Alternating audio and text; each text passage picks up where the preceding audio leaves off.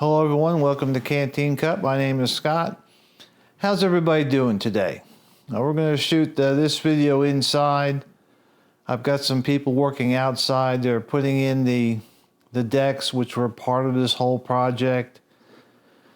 But that's the final step until we are able to get a certificate of occupancy and then be done with it. They're going to work on the decks mostly today and then finish up tomorrow morning, because in this county, at the bottom of the steps from the deck, they have to have a concrete pad, so the concrete has to set overnight. But we're almost done with this part, and I'm kind of glad. It's been a long journey. I guess we started this sometime back in May, and now it's about done. But I wanted to take a couple minutes and talk about a couple things. And one I want to talk about is getting your spouse on board.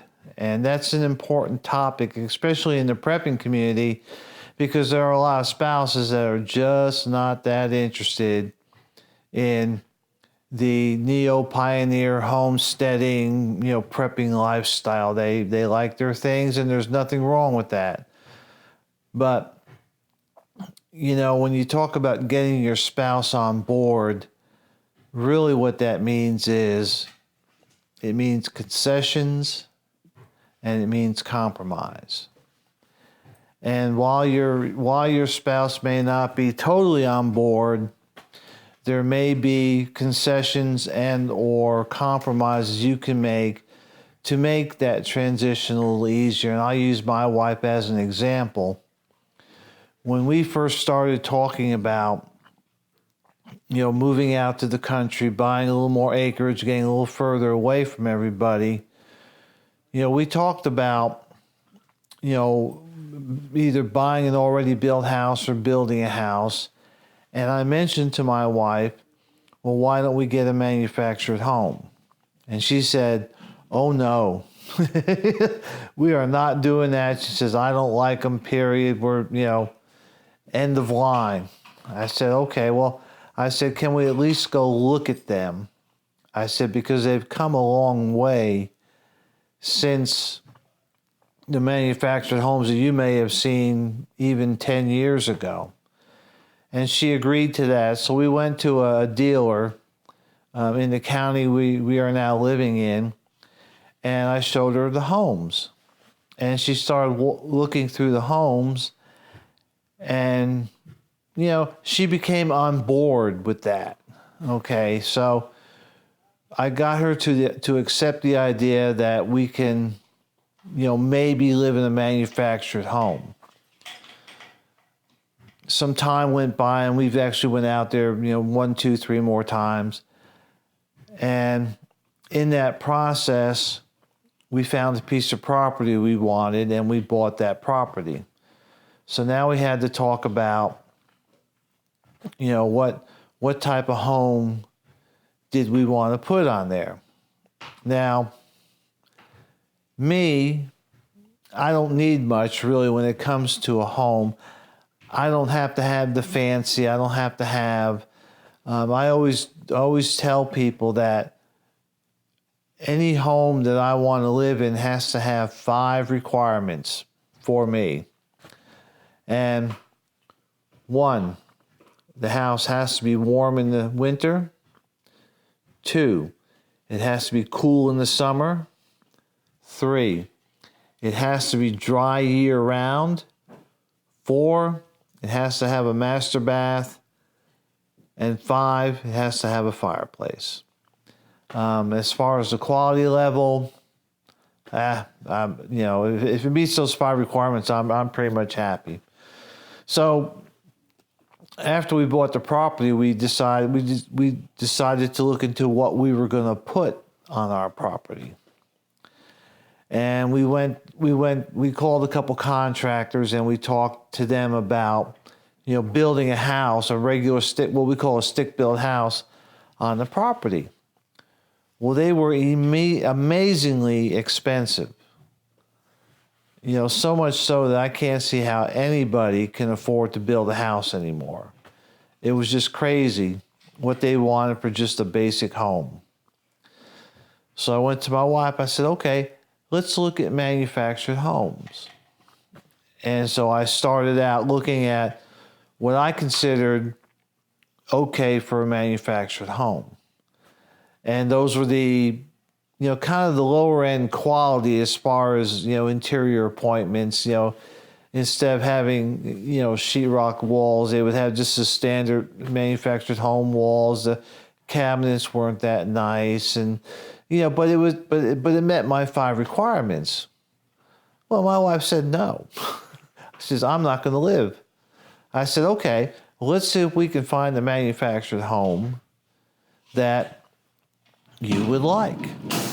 And so we looked around, we came across a company, and before I say that, we went to many different manufactured home dealers looking for our home.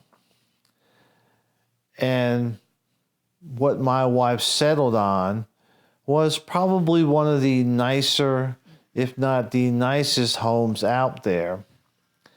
This home has, if you can see behind me, sheetrock walls. It has crown molding. We have a nice fireplace, 8-foot ceilings instead of 7-foot ceilings. It looks like a house inside. The exterior walls are 2x6s. The interior walls are 2x4s. They're on 16-inch centers. The house is very well insulated. She got the stuff that she wanted for homes she wanted to live in. And so, did I really want to spend that much money for the home that we now live in? No, not really. I was, being a little bit cheap and just looking for a basic home. But, looking at the compromise, looking at the concession, I paid more money, got a nicer home, got a happy wife. And so, I think the saying goes, a happy wife is a happy life. And so, I paid more money than I wanted to. I still, moving out here, I still reduced my debt load by about 1/3. Maybe more, maybe half, but I reduced my debt load, and she got the house that she likes. And so, and we went through and we, customized it a little bit, and we, changed a few things around, and so she's happy. But here we are, we're out on the property in the country, doing the things we want to do, getting more into leading that neo-pioneer homesteading type life and getting our property ready for that. And so she's happy, I'm happy, we're all kind of happy about that. So when you're talking about getting your spouse on board, you really need to think about making those concessions, making those compromises with your wife so that you both get what you want. And really the bottom goal is, that you want to get out of the cities, you want to get into the country, you want to, if you want to lead that neo-pioneering life, it may be that it has to be a little softer living than you had originally intended. Now, I'm not complaining about the house we got because it's cool in the summer and it's going to be warm in the winter. The house is very well insulated. So, happy wife is a happy life. So, when you're making your plans to move out, if you go out to a property and there's a rundown shack out there, and it's a good price, but your wife is, making that look on her face, you're probably not going to live there, or if you do, you're going to live there by yourself, because that happens sometimes. So be prepared to make compromises, be prepared to make concessions to get what you want, which is if you want that, that prepper, neo-pioneer homesteading lifestyle, sometimes you just got to make it. I mean, that's just the way life goes. So much for that. And the other thing I wanted to talk about is darkness. Now, where I live at night, it is dark. It's not just a little dark, it's a lot dark. And one of the things, that I have a reoccurring theme about is a long time ago, I was in an Army aviation unit, and our nickname was the Night Stalkers, and our motto was Death Waits in the Dark. And really, like it says, we spent a lot of time operating in the dark with little or no light. And so my question to you is, do any of you that live out away from urban, suburban areas, do you go out in the dark with your flashlight turned off? And if not, why not?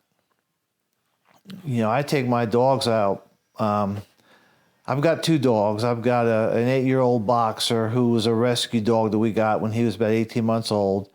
And he's about a 14-week-old puppy. And the older dog is a runner. We got him that way. He's a great dog, other than the fact that, if he sees daylight in the door, he's gone. If you call his name, he runs faster. And then the puppy is just, learning how to be obedient. He's still a puppy. He's like a little kid. And so when I take him out, at least until I put the fence up for the dog run, which will be in the next couple days, I take them out so they can do their business. And the puppy needs to go out far more than the older dog does. My older dog, I like to say he has an iron bladder, but the puppy, not so much. And so they go out a lot. But when I go out at night and before the moon rises, it's dark. And I stick a flashlight in my pocket. But when I'm out there maneuvering it around in and around the stumps and whatever else I got out there, I go without light. And I do it because partly I was trained that way, and partly to continue the practice. Because man is a diurnal or a daylight type person. And, through sociological, philosophical, rumors, stories, things, we were made afraid of the dark. And we shouldn't be. And those are things that we had to overcome when I was in the Army, is how do you operate in a helicopter with no lights? Now you're using, we used to call them night vision goggles. I think now they call them night observation devices or nods, but we called them night vision goggles. And we would operate with those. And then they were not the best quality, but yet we were able to function. And so, when you're out there in the country and you're running, if you're running a security check on your property, now I don't see that need where I am, but if I do, if you start shining a flashlight around, what you're really doing is telling everybody where you are. And if you don't shine it on them, then you don't know where they are. But if you're out there in the dark, the dark is your friend. And so really what I'm saying is that you should practice moving around in the dark without a flashlight. And you can do it on most nights. There's enough